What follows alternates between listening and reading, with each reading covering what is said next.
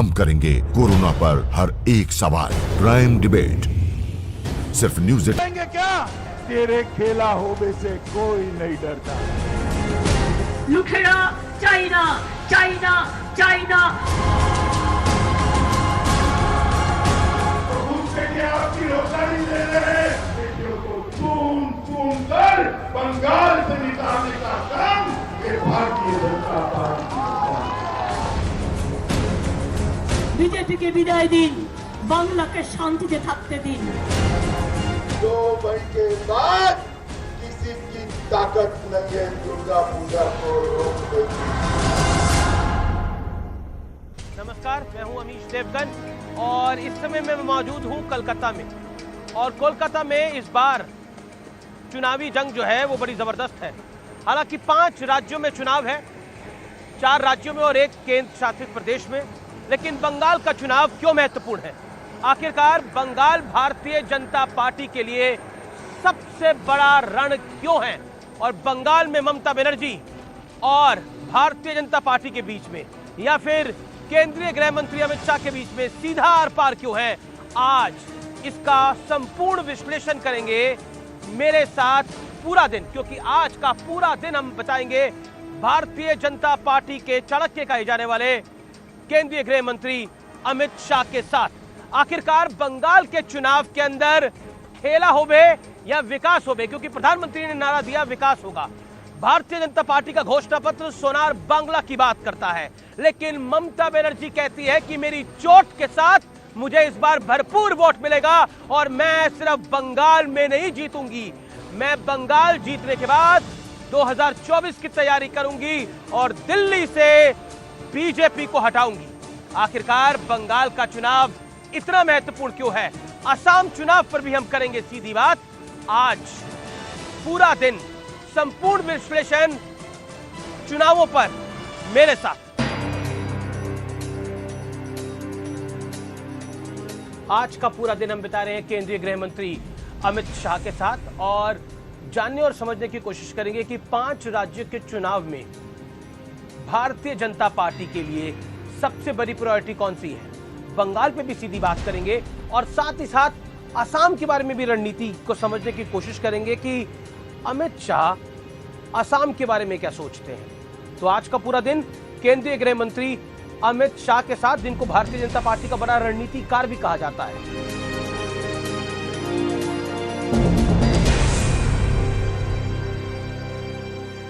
और इसी के साथ बीजेपी के सबसे बड़े रणनीतिकार अमित शाह ताबड़तोड़ रैलियां करने के लिए निकल चुके थे और साथ में थी न्यूज़ 18 की टीम।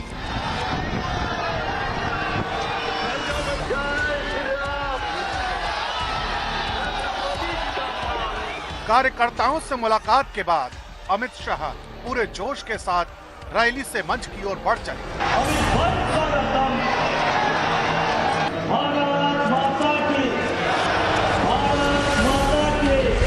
सबसे पहले तो भारतीय जनता पार्टी की ओर से आप सभी का 2 हाथ जोड़कर मैं माफी मांगना चाहता हूं कि ये चिलचिला की धूप में आपके पर मंडप हम नहीं डाल पाए। तो आप सभी का हृदय से मैं माफी मांगना चाहता हूं कि आपको इतनी गर्मी हो रही है, मगर दीदी का त्रास इतना है, संतरास इतना है कि इतनी गर्मी में भी, इतनी धूप में भी आप दीदी को हराने के लिए खड़े हैं। आप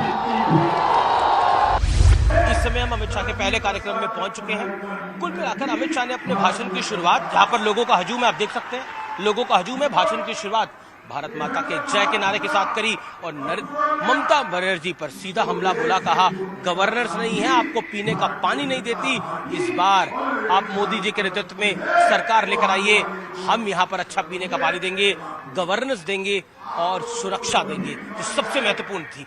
तो आज का ये पूरा दिन हम बता रहे हैं केंद्रीय गृह मंत्री अमित शाह के साथ।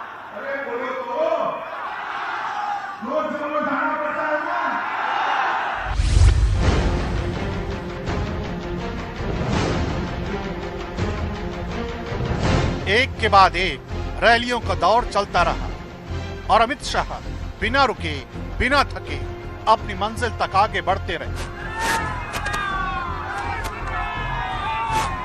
वही जोश, वही उत्साह और उसी गर्मजोशी के साथ समर्थकों और कार्यकर्ताओं का अभिवादन स्वीकार करते रहे।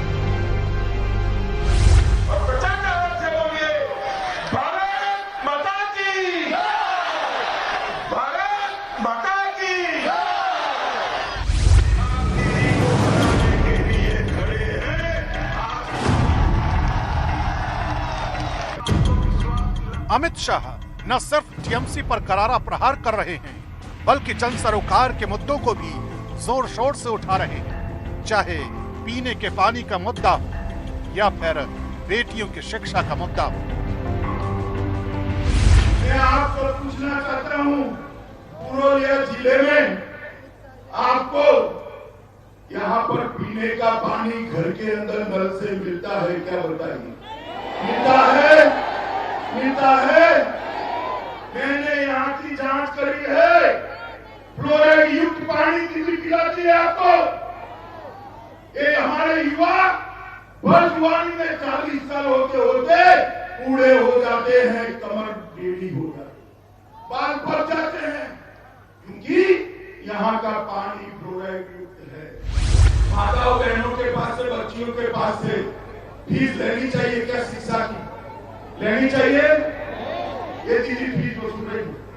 हमने तय किया है कि आदिवासी और कुर्मी माताओं बहनों की छोटी बच्ची से लेकर कॉलेज तक की सारी शिक्षा फ्री ऑफ कॉस्ट करने का काम ये भारतीय जनता पार्टी, ये जंगल महल पूरा और पुरुलिया, इसको रेल से जोड़ने का काम भी भारतीय जनता पार्टी ऑलरेडी चालू कर चुकी है।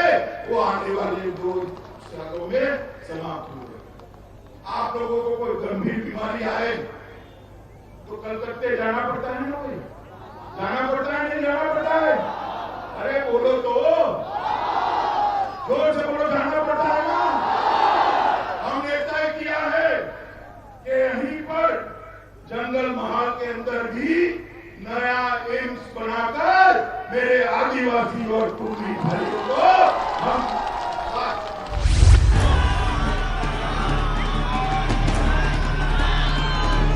दिन ढलता जा रहा था, लेकिन अमित शाह के उत्साह और कार्यकर्ताओं से मिलने के जोश में कोई कमी नहीं दिखाई दी और हेलीकॉप्टर एक बार फिर उड़ चला अपनी अगली मंजिल की ओर। इस समय हम पहुंच चुके हैं विष्णुपुर में। आज सुबह से हम पूरा दिन बिता रहे हैं अमित शाह के साथ। केंद्रीय गृह मंत्री वो बंगाल में अपनी पूरी ताकत लगा रहे हैं, वोटरों को समझाने की कोशिश कर रहे हैं कि क्यों यहाँ पर नरेंद्र मोदी वाली सरकार की जरूरत है। यहाँ पे पीने के पानी की बात करते हैं, घुसपैठियों की बात करते हैं, लॉ एंड ऑर्डर की बात अमित शाह हर बार करते हैं। तो अमित शाह जा चुके हैं मंच पे भाषण देने के लिए विष्णुपुर में। तो विष्णुपुर का मंच तैयार है और हम भी चलते हैं अमित शाह के उस मंच पर, जानने और समझने की कोशिश करते हैं वो यहाँ पर क्या कहते हैं। पब्लिक यहाँ पर बहुत उल्लास में है। जिस जगह अमित शाह पहुंचते हैं वहां पर जय श्री राम का नारा पब्लिक लगाती है। तो क्या जय श्री राम का नारा पब्लिक को कनेक्ट कर रहा है? ममता बनर्जी जिस नारे से सबसे ज्यादा चिढ़ रही थी, क्या वो पब्लिक के कनेक्ट का सबसे बड़ा नारा बन गया है? इसको भी डिकोड करने की कोशिश करेंगे। आज पूरा दिन हम बिता रहे हैं केंद्रीय गृह मंत्री अमित शाह के साथ। मोदी जी 115 स्कीम लेकर आए हैं और दीदी 115 स्कैम लेकर कौभांड लेकर आई। अब आपको तय करना है, स्कीम चाहिए या स्कैम चाहिए। अगर स्कीम चाहिए तो मोदी जी को वोट देना है, स्कैम चाहिए तो तृणमूल की निकम्मा सरकार। आप लोग मुझे एक बात बताओ कि आप कटमनी से परेशान हो या नहीं? जरा बोलो, कटमनी से परेशान हो या नहीं? कटमनी हटाना चाहते हो? चाहते हो तो तृणमूल कांग्रेस हटा सकती है क्या? हटा सकती है। मोदी जी के नेतृत्व में भारतीय जनता पार्टी ही कटमनी हटा सकती है मित्रों, और कोई नहीं हटा सकता। मेरा आप सबसे निवेदन है कि कटमनी हटाना है तो भारतीय जनता पार्टी को देना। मलेरिया और डेंगू देश भर में समाप्त हो गए, मगर दीदी ऐसी है जिसको मलेरिया से दोस्ती है, डेंगू से दोस्ती। ये बंगाल से मलेरिया और डेंगू तभी जाएगा जब दीदी जाएगी। आप हटाना चाहते हो या नहीं हटाना चाहते हो मलेरिया डेंगू को? बोलो भाई, माताएं बोले। अब मलेरिया और डेंगू हटाना है तो दीदी को भी हटाना पड़ेगा। हटाओगे क्या? भाजपा सरकार लाओगे? आप सुबह जिताओगे? आज पूरा दिन हम बिता रहे हैं केंद्रीय गृह मंत्री अमित शाह के साथ और अब हम विष्णुपुर से दुर्गापुर की तरफ जाएंगे। गृह मंत्री अमित शाह लगातार टीएमसी पे हमला बोलते हैं, गवर्नेंस की बात करते हैं और सीधे तौर पर कहते हैं कि नरेंद्र मोदी के नेतृत्व में इधर सरकार बनाइए, आपका जीवन हम सुधारेंगे। अमित शाह उस पर फोकस करते हैं। अमित शाह ने बंगाल में काफी पहले से ही प्रचार की कमान संभाल ली थी और शायद यही वजह है कि वो पूरे आत्मविश्वास के साथ कह रहे हैं कि इस बार बंगाल में घूमकर एक बात साफ दिख रही है कि जनता ने टीएमसी को सत्ता से बाहर करने का मन बना लिया है। आखिरकार एक के बाद एक कई रैलियों को संबोधित करने के बाद अमित शाह कोलकाता लौट आए, लेकिन चेहरे पर थकान अभी भी नदारद थी। शायद अमित शाह का जुनून उन्हें बीजेपी का सबसे बड़ा रणनीतिकार बनाता है। रैलियों के बाद अब बारी थी अमित शाह के साथ हमारे साक्षात्कार की। नमस्कार, मैं हूं अमीश देवगुन। आज सुबह से हम पूरा दिन बिता रहे हैं गृह मंत्री अमित शाह के साथ। हम उनके साथ उनके कई कार्यक्रमों में गए। अमित शाह जी, सुबह से आज हम पूरा दिन आपके साथ बिता रहे हैं। मेरा आपसे सबसे महत्वपूर्ण सवाल यही है शुरुआत में कि बंगाल में भी चुनाव है, तमिलनाडु में भी चुनाव है, असम, पांडिचेरी, सब राज्यों में चुनाव है, लेकिन बंगाल भारतीय जनता पार्टी के लिए इतना अहम क्यों है? ऐसा नहीं है, सब राज्य हमारे लिए अहम है। बंगाल में चूंकि सीटों की संख्या ज्यादा है तो यहाँ पर ज्यादा लोग आना पड़ता है, क्योंकि लगातार हम देख रहे हैं कि आप भी प्रचार बंगाल में कर रहे हैं, आप बाकी राज्यों में भी जा रहे हैं, लेकिन कहीं ना कहीं ऐसा लगता है कि बंगाल के अंदर, क्योंकि आपने कहा भी था पहले जब 2017 में यूपी का इलेक्शन जीत के आई थी कि भारतीय जनता पार्टी का सबसे बड़ा उद्देश्य स्वर्णिम काल तभी आएगा जब आप केरल में, बंगाल में आप लोग सरकार बनाएंगे। इस वजह से नहीं, ऐसा नहीं है। देखिए, यहाँ पर 400 सीट है जी। असम की सीटों की संख्या, तमिलनाडु में हम 20 सीटों पर लड़ रहे हैं और केरल की सीटों की संख्या का योग मिला दो तो 400 भी नहीं होता है, तो यहाँ पर स्वाभाविक रूप से ज्यादा आना बनता है। घोषणा पत्र में आपने बोला कि आप सोनार बांग्ला की बात करेंगी, हालांकि ममता बनर्जी कहती है कि इस बार खेला होबे, उनको चोट भी लगी हुई है, वो कहती है खेला होबे, खेला होबे। चले, उनको खेला होबे करने दीजिए। मोदी जी ने कहा है विकास होबे, अब बंगाल की जनता तय करेगी कि खेला चाहिए या विकास चाहिए। सीए का जिक्र भारतीय जनता पार्टी के नेता और आप भी काफी करते हैं। क्या आपको लगता है कि सीए बंगाल के लिए आपका पॉलिटिकल प्लैंक है एक? नहीं, देखिए, सैद्धांतिक रूप से जो शरणार्थी आए उनको भारत के सभी नेताओं का आजादी के वक्त से एक आश्वासन रहा जी कि आपको यहां की नागरिकता देंगे। अब 70 साल से किसी ने ये नहीं करा। भारतीय जनता पार्टी ने 2019 के अपने चुनाव घोषणा पत्र को, सीए को हमने चुनाव घोषणा पत्र में रखा था और 20 में हम कानून लेकर आए। इसको मैं नहीं मानता राजनीतिक दृष्टि से देखना चाहिए, मगर जब आप सीए का विरोध करते हो तो ऑटोमेटिक चीज पॉलिटिकल हो जाती है। और मैं इतना ही पूछना चाहता हूं, जो पार्टियां विरोध करती हैं, जो शरणार्थी आए हैं उनको नागरिकता मिले, उसमें भला विरोध क्या हो सकता है? लेकिन एक चीज बड़ी महत्वपूर्ण है, क्योंकि मटुआ समाज को सीए का सबसे ज्यादा फायदा मिलेगा ऐसा आकलन लगाया जा रहा है और करीब करीब 70 सीटों पर इस समुदाय का बड़ा प्रभाव है, इसीलिए इसको कहा जा रहा है ये राजनीतिक स्टंट है। असम में आप लोग थोड़ा चुप हैं, बंगाल में थोड़ा ज्यादा मुखर होकर बोल रहे हैं। असम में भी चुप नहीं है। असम में किसी ने विरोध नहीं करा था, वहां की सरकार ने विरोध नहीं किया, यहाँ की सरकार ने इसका निंदा प्रस्ताव किया था, इसलिए यहां बोलना पड़ रहा है। महिला वोटों पर आपकी वोट बैंक पर एक नजर है। आपने बोला है कि अगर आपकी सरकार बनेगी तो सरकारी नौकरी में 33% रिजर्वेशन जी आप लोग, हम देने वाले हैं, आप लोग देंगे। क्या आपको लगता है कि जो ममता बनर्जी अपना बंगाल की बेटी का पॉलिटिकल कार्ड खेल रही है? नहीं, ऐसी स्थिति, ऐसी बात नहीं है। देखिए, हमने महिलाओं के लिए 33% रिजर्वेशन करा है। केजी से पीजी तक की पूरी शिक्षा को हमने फ्री ऑफ कॉस्ट करा है।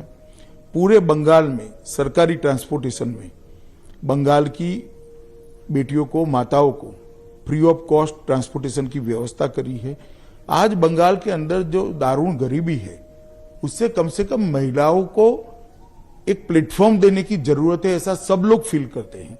तो ये प्लेटफॉर्म देने का हमारा एक प्रयास है। क्या अमित शाह जी, क्योंकि हमने बार बार देखा इस हर रैली के अंदर आप घुसपैठ की भी बहुत ज्यादा बात करते हैं। आप कहते हैं कि घुसपैठ जो है उसको हम रोकेंगे, क्योंकि आप देश के गृह मंत्री भी हैं। विपक्ष की तरफ से आरोप लगता है क्यों पहले घुसपैठ नहीं रुक रही थी, जो अब गृह मंत्री कह रहे हैं कि बंगाल में सरकार बनेगी तो रुक जाएगी। इसलिए क्योंकि घुसपैठ सिर्फ भारत सरकार से नहीं रुक सकती, एक पूरा इकोसिस्टम होता है। अगर कोई डीएम सरकारी पॉलिसी के तहत घुसपैठ को बढ़ावा देता है तो बीएसएफ नहीं रोक सकती। कोई एसपी डिस्ट्रिक्ट का, आप कह रहे हैं स्टेट पैट्रोनेज है। हाँ, तो एक इकोसिस्टम ही टोटल ऐसा बनना चाहिए जो घुसपैठ को रोकने के लिए कटिबद्ध हो, तभी घुसपैठ रुक सकती है। और असम में भाजपा की सरकार बनने के बाद परिणाम अच्छे आए हैं। मेरा अगला सवाल आपसे यही है कि चुनावों के अंदर जिस तरह की भाषा का इस्तेमाल हो रहा है, ममता बनर्जी ने भी कुछ शब्दों का इस्तेमाल कर रहा, आप क्या कहना चाहते हैं जिसमें दुर्योधन दुशासन जैसे शब्दों का इस्तेमाल किया गया? चलिए, वो ममता जी का खुद का निर्णय है, मगर मेरी पार्टी का संस्कार नहीं है। जी, टिकट बंटवारे के बाद बीजेपी में कुछ नेताओं का हमने देखा कि कई जगह विरोध हुआ, क्या कहना चाहते हैं आप उसके ऊपर? अमित भाई, स्वाभाविक प्रक्रिया है। जो पार्टी जिंदा होती है वहां आवाज होती है। क्योंकि आरोप ये लग रहा है क्योंकि आपने टीएमसी से जो लोग आए उनको बहुत सारा टिकटें दिए, इस वजह से ऐसा हो रहा है। उनकी सीटों पर बवाल हुआ ही नहीं है। ममता जी भी कह रही है कि बीजेपी हमारे गद्दारों के भरोसे काम कर रही है। चलिए, मैं ममता जी की भाषा नहीं बोल सकता। मैं इतना ही कहना चाहता हूं कि हमारी आइडियोलॉजी को स्वीकार कर जो लोग यहां पर आए हैं उनका स्वागत है, और वो यहां पर भाजपा के कार्यकर्ता, भाजपा के नेता नाते ही ट्रीट किए जाए। अमित जी, भारतीय जनता पार्टी के कई सांसद और केंद्रीय मंत्री भी चुनाव लड़ रहे हैं, इसके पीछे क्या स्ट्रैटेजी है, क्या रणनीति है? कोई रणनीति नहीं है। एक चुनाव की दृष्टि से यहाँ के यूनिट को लगता है कि उनके चुनाव लड़ने से फायदा है, इसलिए उनको चुनाव लड़ाया गया है। एक सवाल बार बार खड़ा हो रहा है कि भारतीय जनता पार्टी बंगाल में मुख्यमंत्री किसको बनाएगी, और आपने कई कार्यक्रमों में भी बोला कि भूमिपुत्र होगा। क्या आपको लगता है कि टीएमसी खासतौर पर आप लोगों को बहुत घेर रही है इस विषय के ऊपर? गिरने का कोई सवाल ही नहीं है। हम कई चुनाव मुख्यमंत्री के प्रत्याशी की घोषणा के बगैर जीत चुके हैं। बड़ी बड़ी यूपी जैसी सरकारें बनाई हैं हमने। यहां पर भी बंगाल का ही एक भूमिपुत्र भाजपा सरकार का मुख्यमंत्री होगा। क्योंकि ममता बनर्जी का और टीएमसी का यही कहना है कि बंगाल की बेटी को आप जिताएंगे या बाहरी लोगों को जिताएंगे, यानी ये आउटसाइडर वर्सेस इनसाइडर की लड़ाई उसको बनाने की कोशिश है। 294 के 94 प्रत्याशी यहीं के हैं। ममता जी किसकी बात कर रही हैं? वो कह रही है बीजेपी के कई सारे नेता बाहर से आ गए हैं चुनाव लड़वाने के लिए, प्रचार करने के लिए आए हम तो। और मेरी पार्टी ऑल इंडिया पार्टी है, अखिल भारतीय दल है, ममता जी का एक राज्य का दल है। तो जब प्रणब बाबू देश के नेता बने तो बाकी देश के लिए बाहर ही थे क्या? सुभाष बाबू ऑल इंडिया कांग्रेस कमेटी के अध्यक्ष चुने गए तो बंगाल के बाहर वो बाहर ही थे क्या? इस प्रकार से देश नहीं चल सकता। कल प्रधानमंत्री जी ने बहुत खूबसूरती से बताया है जनगण मन का भाव, कि पंजाब, सिंध, गुजरात, मराठा, द्रविड़, उत्कल, बंग, ये सारा एक ही है। मगर यहां पर जो चुनाव लड़ रहे और जो सरकार में जाने वाले सारे के सारे बंगाल के, स्वाभाविक रूप से मैं यहां चुनाव लड़ ही नहीं सकता क्योंकि मेरा वोट ही नहीं है। आप कह रहे हैं कि आउटसाइडर वर्सेस इनसाइडर का कोई मामला नहीं है और ये विषय खड़ा ही नहीं होता आपके लिए। जिनके पास एजेंडा नहीं है वो ही इस प्रकार के मुद्दे खड़े करते हैं। पर इस विषय से क्या आप भारतीय जनता पार्टी को बैकफुट पर लाने की कोशिश है? कोशिश कुछ भी हो, ऐसा कुछ होता नहीं। ममता बनर्जी को नंदीग्राम में चोट लगी और सिंपैथी वोट की बात हो रही है, इस विषय पर आप क्या कहना चाहते हैं? आपने एक इंटरव्यू में बोला कि सार्वजनिक करनी चाहिए मेडिकल। उन्होंने स्पष्ट करना चाहिए पहले कि चोट हमले से लगी है या दुर्घटना से लगी है। इतनी स्पष्टता उन्होंने कर देनी चाहिए और इसका मेडिकल रिपोर्ट भी लोगों के सामने पारदर्शिता से रखना चाहिए। हमने यूपी का चुनाव भी देखा, बिहार का चुनाव भी देखा, लेकिन ऐसा क्या है बंगाल के चुनाव में और या फिर केरल में भी कि यहां पर चुनावी हिंसा जो है वो बहुत ज्यादा होती है। आपके एक कार्यकर्ता को आज भी उनका देहांत हुआ है, उसको मारा गया है। मैं इतना ही कह सकता हूं बंगाल की जनता को, 2 मई के बाद भारतीय जनता पार्टी की सरकार बनने के बाद बंगाल के अंदर चुनावी हिंसा पास्ट बन जाएगी, भूतकाल बन जाएगी। क्या आपको लगता है कि जिस तरह से बीजेपी कहती है कि उनके 130 कार्यकर्ताओं को मौत के घाट यहां पे उतारा गया, आप भी कहते हैं कि जब हमारी सरकार बनेगी तो हम कार्रवाई करवाएंगे उसके ऊपर, क्या आपको लगता है कि ये भी बड़ा कारण है कि भारतीय जनता पार्टी काफी मोबिलाइज करने की कोशिश कर रही है? नहीं, मोबिलाइज क्या करना, हम चुनाव लड़ रहे हैं तो चुनाव में लोगों के बीच में जाना ही पड़ेगा, हमारा दायित्व है, हमारा विचार लेकर, हमारा संकल्प पत्र लेकर, हमारी आइडियोलॉजी को लेकर। न्यूज 18 इंडिया ने एक ऑपरेशन किया था जिसके अंदर बंगाल में बम बनाने की फैक्ट्री का एक्सपोज हुआ था और उसको लेकर इलेक्शन कमीशन में भी शिकायत गई है, क्या कहना चाहते हैं आप? नहीं, चुनाव आयोग ने काफी कदम उठाए हैं और वो चुनाव आयोग पर निर्भर करता है कि आपके रिपोर्ट के आधार पर वो लोग क्या देश के गृह मंत्री होने के नाते ये चिंता का विषय है। जब चुनाव होता है तब गृह मंत्री का कोई अधिकार नहीं होता, चुनाव आयोग का होता है। बंगाल में 100 सीटों से ज्यादा पर मुस्लिम वोटर हैं और उन 30% मुस्लिम वोटर पर लेफ्ट की भी नजर है, कांग्रेस की भी नजर है, ममता जी की तो नजर है ही, उसको आप कैसे देखते हैं? क्यों बीजेपी की नजर? देखिए, हम तो वोटर को हिंदू मुस्लिम की दृष्टि से नहीं देखते हैं, मगर आप जैसे कहते हो कि लेफ्ट, कांग्रेस और ममता जी देख रही, आप कह रहे हो, मैं नहीं कह रहा हूं, तो फिर बाकी के 70% उनका क्या करेंगे? पर क्यों बीजेपी को ये वोट बैंक चाहिए? वोट नहीं, ऐसा नहीं, हम उसको हिंदू मुस्लिम की दृष्टि से देखते ही नहीं है। हर नागरिक वोटर है, हर नागरिक को अच्छे व्यक्ति को वोट देना चाहिए। नहीं, आप कह रहे हैं कि हम हिंदू मुसलमान की दृष्टि से नहीं देखते, लेकिन जय श्री राम का नारा लगता है हर नहीं। जय श्री राम में क्या मुस्लिम विरोधी है? पर एक धर्म का तो नारा है ही, जरा भी नहीं। ये यहां पर जिस प्रकार से एपिसमेंट हो रहा है, इसके विरोध का नारा है। जो एपिसमेंट की पॉलिसी गवर्नमेंट की है, मुख्यमंत्री की है, इसके विरोध का नारा है। क्या आपको लगता है कि भारतीय जनता पार्टी पर जो आरोप ममता दीदी कह रही है, ममता दीदी ने बोला कि बीजेपी यहां पर सांप्रदायिक जहर फैला रही है और सांप्रदायिक जहर की वजह से, जैसे उन्होंने यूपी का हाल कर दिया है, जैसे उन्होंने प्रदेश का हाल कर दिया है, वैसे ही वो बंगाल का हाल देश का क्या हाल हुआ है? देश में डेवलपमेंट बढ़ा है, दंगे कम हुए हैं, यूपी में भी एक भी दंगा नहीं हुआ है, क्या हाल बढ़ा है? और आपके यहां क्या स्थिति है? आपने क्या हाल कर दिया है? अभी अभी आज ही तृणमूल कांग्रेस के एक नेता ने कहा कि 30% मुसलमान अगर इकट्ठा हो जाते हैं तो 3 पाकिस्तान बन जाए। कौन फैला रहा है जहर? हम फैला रहे हैं क्या? हमने क्या कहा है? वो कह रहे हैं कि हिंदू मुसलमान कर रहे हैं, मगर क्या हिंदू मुसलमान करा? हम तो बोले नहीं, पोलराइज कर रहे हैं। और ये जो 30% वाला बयान तृणमूल के नेता ने दिया है, ममता दीदी क्या करेगी उसका? आज तक तो निंदा भी नहीं करी है। कहते हैं दुर्गा पूजा तो पहले भी इधर होती थी, अब ये लोग कहते हैं दुर्गा पूजा नहीं करने देते, तो उस तरह का देखिए, दुर्गा पूजा 4 साल तक दुर्गा पूजा कोर्ट के में जाने के बाद कोर्ट की दखल से हुआ है, ये रिकॉर्ड है। आपके टीवी की टीम रिसर्च कर ले, जरा डाउनलोड करे कलकत्ता हाईकोर्ट के ऑर्डर्स को। और क्यों जाना पड़ा कोर्ट में लोगों को? आपने एक अपने कार्यक्रम में बोला था कि चुनाव आते आते तक ममता दीदी जो है वो जय श्री राम बोलेंगी, लेकिन अब चंडी पाठ, दुर्गा पाठ वो सब कर रही हैं। चलिए, अच्छा ही है, मगर बहुत देर हो गई। धन्यवाद। जी। तो ये थी आज की हमारी गृह मंत्री अमित शाह के साथ मुलाकात। आज पूरा दिन हमने गृह मंत्री अमित शाह के साथ बिताया।